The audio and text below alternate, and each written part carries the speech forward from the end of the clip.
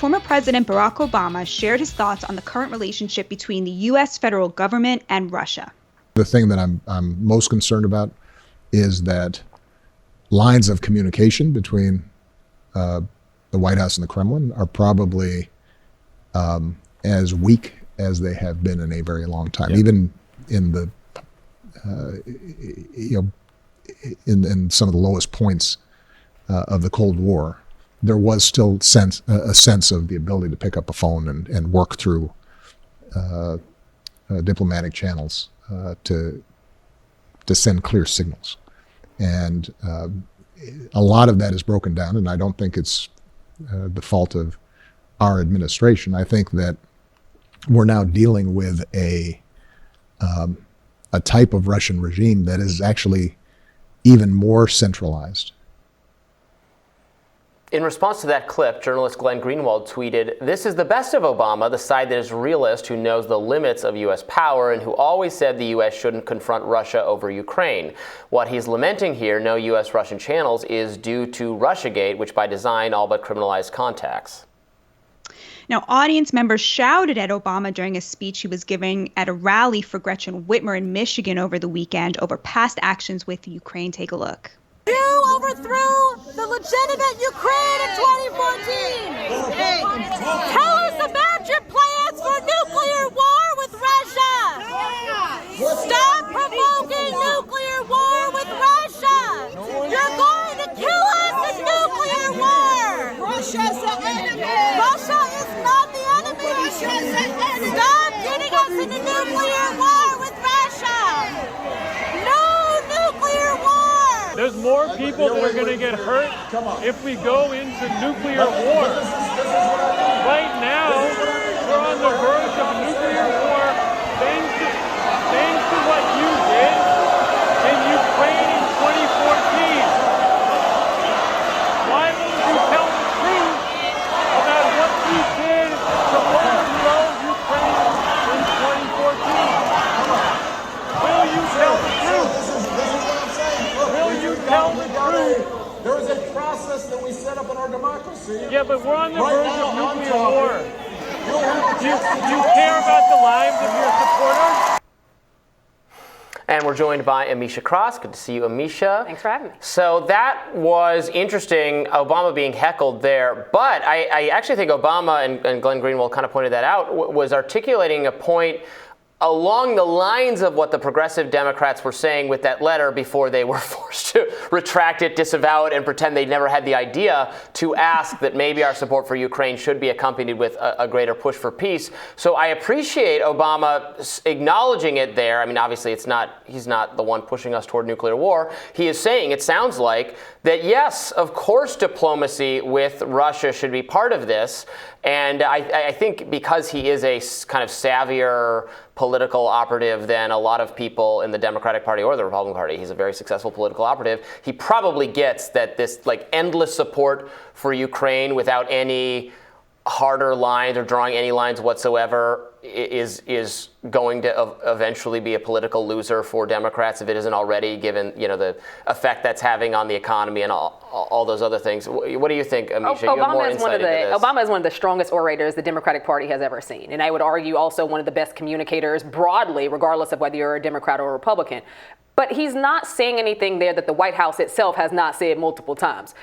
We know that President Biden has no necessitous, no push to actually be involved militarily in Ukraine and Russia relations at all. He has stated that multiple times. What we do see is Ukraine and their President Zelensky, has been elevating over and over again his ask of the United States. What is recognized is that this could cause friction with NATO. We understand that. And that the United States does not win in this at all. I take issue with part of the clip where the protester or instigator was hollering about Russia not being the problem. Russia is a problem, and Russia's been a problem for a long time. Vladimir Putin definitely wants to bring the band back together of sorts in terms of basically reinstituting the Soviet Union to its former strength. That is something that he is willing to die trying to make happen. That is an issue. There was also involvement in trying to sway the 2016 presidential election. We know that those things happened. But none of this equates the United States getting involved militarily, nor supporting any type of direct action right now as it relates to a potential nuclear action around Russia and Ukraine. It just does not make sense. We're paying for their defense, right? We're giving them tons and tons of money. Biden has not articulated any point at which that will end. He has said as long as it takes, as much as it takes. So that's the difference that I think maybe Obama is slightly drawing here in saying that saying what the letter said from last week. Some Democrats thought this, and then again were forced to disavow ever even having this thought, that we would give Ukraine money, but we would say at the same time, look, we're giving you this money, but we're not going to give you this money forever, and we think there should be meetings. There need to be meetings between the U.S. and Russia, and Zelensky can be involved, of course, where we come to an end of this conflict without this going on any longer, which, again, it's costing us, it's hurting our economy. And there's a line that I think Obama is trying to draw in the sand here, being the great orator he is. I don't think Biden is. At some point, this has to end, largely because, one, it's unpopular. But in addition to that, in this Ukraine-Russia conflict, it could go on for decades. There is no very short or easy way out. And I think that to not be in something that looks like, without boots on the ground, Afghanistan, for instance, we don't want to have that level of presence. We don't want to have that level of cash flow for the next 20 years, possibly. That is a very valid argument. But we also have to look at the fact that it matters to uphold democracies. It matters to uphold democracies around the globe. It matters to not see them fall. So he has to juxtapose both of those things. I have to say, with all due respect to Glenn Greenwald, Obama was clearly blaming Russia for the fact that we don't have diplomatic relations with them. It was a totally anodyne statement, like, oh yeah, I wish we could have diplomacy, but we can't because the Russian government is more centralized now than before. So I didn't see that even chiming with the retracted progressive letter demanding more diplomacy. What I found so disturbing about the clip at the rally was that President Obama was heckled while talking about the attack on Paul Pelosi, which, like all other Democrats, he blamed on right-wing rhetoric. And when he started getting heckled by people who are probably progressives, he said, see, this is what I'm talking about. And then went on to say, we have a democracy. That means we have a process. Right now I'm talking, and then you'll have your turn.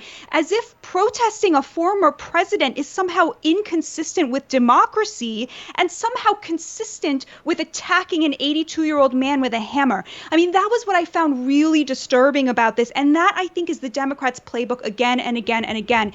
Anything that challenges us, even in the most normal way possible, it could be more normal than showing up as a protester at a former president's speech, a political speech. Anything that challenges us is a threat to democracy. Anything we do is a defense of democracy. Well, and it's interesting, the protests that Democratic figures like Obama and AOC are getting now are very focused on the Ukraine issue, yes. Which I think goes to show something that some Democrats are late to picking up on, which is that this issue, everybody adding the Ukraine flag to their Twitter bio, okay, whatever. This is not an issue that actual voters are concerned about unlimited funding, I think, to Ukraine and what we're doing there. Well, Americans are just war weary as well. And they see most Americans can't point out Ukraine on a map, but they know that it's extremely far from the United States, and that really, they don't see that as their issue. So there's that portion of it as well. Let's be 100% real here. Yeah. But I don't think that's a wrong impulse necessarily. No, I don't think that's a bad thing, yeah. Because we'll have to, not knowing where Ukraine is on a map is, I guess, a bad thing for like Jeopardy trivia or something. But it's not. If the U.S. knew where fewer countries were on the map, it might be better for their populations in terms of what our foreign policy has been so often. Which is not to say that and that letter didn't say that, the Democrats aren't saying cease all funding immediately, and the Republicans, which are actually now have the more moderate view on this holistically as a party, McCarthy has said if he becomes House Speaker, not that all the aid is going to end immediately, but just that there might be a timetable for this ending, that we're not committed to doing this forever, and that there needs to be diplomacy, which is the way all wars end. But Russia is not interested in diplomacy. There has been no sign from Russia that they're interested in doing anything outside of their own self-interest. Diplomacy is tough when you have a nation that literally has basically a political prisoner in WNBA star Brittany Griner and has refused to have any types of conversations and leveraging points in order to have this woman's release. I'm sorry, Russia does not care. They are out for Russia, and that is what we're seeing here. Well, but Zelensky initially was for having more diplomacy, and then has kind of, I think, been goaded into this more, no, we would never make any concessions, whatever, so there's no point in having diplomacy, which then, yes, then the Russians are not going to come to the table. We need everyone to sit down and do something, I don't know, do the Musk deal or something akin to it, where if people on the borders of Ukraine and Russia really, really want to or vote to do so in some kind of legitimate election, then okay, they should be part of Russia, and then obviously not the rest of the country, and then we're going to defend it, maybe not within NATO, but there has to be a pledge not to ever do anything like this again. And we have to, come up with something, and really, which is not to say that Russia is behaving appropriately or well in any of this. Again, they started it; it's their fault. But for our own economy's sake and everything else, I think we should. We're giving the money. We should say it should be strings attached. Let's all sit down, try to fix this. More Rising right after this. Stay with us.